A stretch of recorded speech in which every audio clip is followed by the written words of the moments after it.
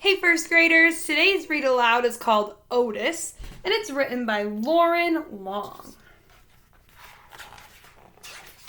There once was a friendly little tractor. His name was Otis, and every day Otis and his farmer worked together taking care of the farm they called home. Otis liked to work. But after working hard all day, Otis was ready to unwind and play. He would ride the rolling hills and skirt mud pond down by the corn. He would leapfrog bales of hay and explode through the haystacks.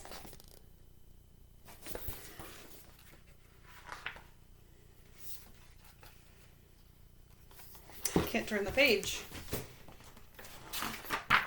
On occasion, he would chase a rabbit or play Ring Around the Rosie with the ducks to the sound of his steady put, puff, puttity chuff.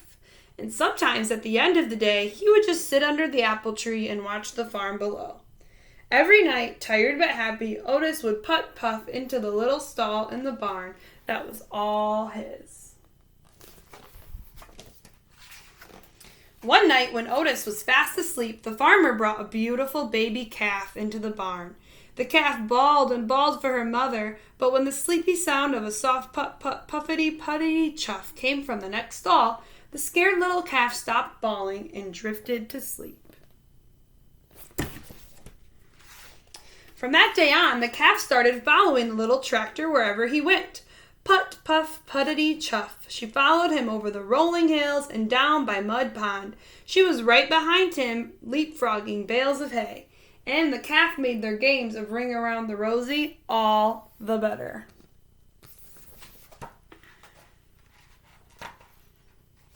Sometimes at the end of the day, the two of them would just sit together under the apple tree and watch the farm below. Otis loved his little calf, and the little calf loved Otis.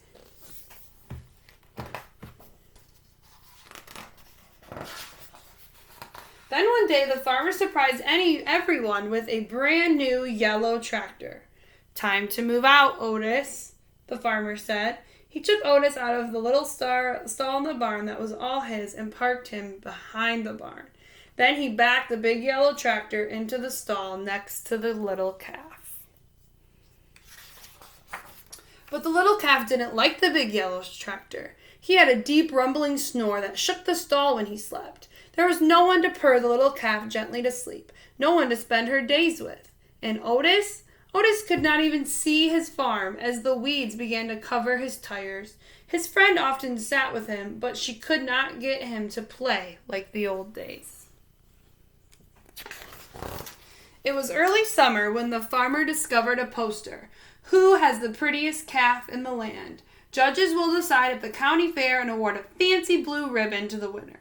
The farmer knew the answer. He would show the little calf. But on the morning of the fair, the little calf was nowhere to be found. She had wandered down to Mud Pond by the cornfield to cool off. When she waded into the muddy water, her feet sank, and with every step, she sank deeper and deeper. The little calf was stuck in Mud Pond. "Get the hands!" the farmer shouted when he saw her. All the farm hands came running with their ropes, but the more they tugged, the more the calf got stuck. "Get the big yellow tractor!" the farmer shouted. "He can save her." But the tractor just scared the little calf. She sank deeper and deeper. Nearby farmers began to gather. "Then call the fire chief, Douglas, and the fire truck," the farmer shouted. "They can save our little calf." But the sight of the big red fire truck startled the little calf in even deeper.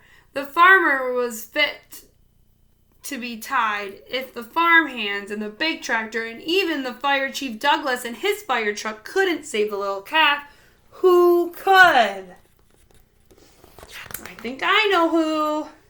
Suddenly, the little calf's ears perked up. Over the hum of the growing crowd, there came a faint sound in the distance, a soft, rhythmic purr. Put, puff, puttity, chuff. The crowd turned and looked. The sound became louder. Put, puff, puttity, chuff. And all at once, Otis puffed from around the barn, and he turned and headed straight toward Mud Pond. Otis puffed down the rolling hill and pulled up right next to the muddy water's edge. The calf heard her friend's puttering purr and bawled. It was something like a hello. Then the sound of his gentle chuff and the amazement of all the people in the crowd, Otis slowly began to circle the pond. He circled and circled, and the calf turned and turned, never taking her eyes off her old friend. With each ring Otis made around Mud Pond, the muddy grip loosened till the calf was able to stumble out of the pond on her own. Then the two friends had found each other again. Otis led the calf right down the dusty road toward the village, and everyone threw flowers as they went, following them into town. It looked like a happy parade. No one needed a fancy blue ribbon to tell them that the calf was a special calf, Otis was a special tractor, and the two of them were special friends. The end. Oh, we got one more page, sorry. From that day on, the farmer discovered that with Otis' puttering purr beside the kitchen chicken coop, his chickens laid more eggs. At milking time, with Otis' gentle chuff nearby, his cows produced more milk. And on occasion, Otis even got to join in the farmer in the big yellow tractor out in the fields.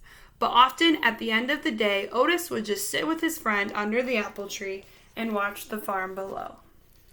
Now it's the end. I hope you enjoyed the story. Bye, first graders.